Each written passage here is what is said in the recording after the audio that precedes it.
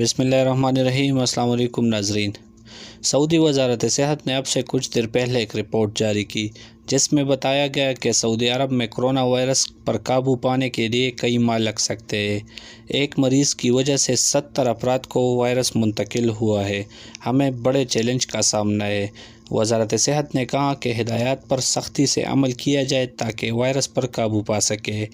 وزارت صحت نے مزید کہا کہ مشکل ترین صورتحال کا اندازہ اس بات سے لگایا جا سکتا ہے کہ ہر ایک مریض جس میں وائرس کی تصدیق ہوئی ہے وہ ہمارے پاس آنے سے پہلے 30 سے 40 افراد سے مل چکا ہوتا ہے، اور ہم ان تمام افراد کا سراغ لگا کر ٹیسٹ کریں گے جو کورونا کے مریضوں سے مل چکے ہیں۔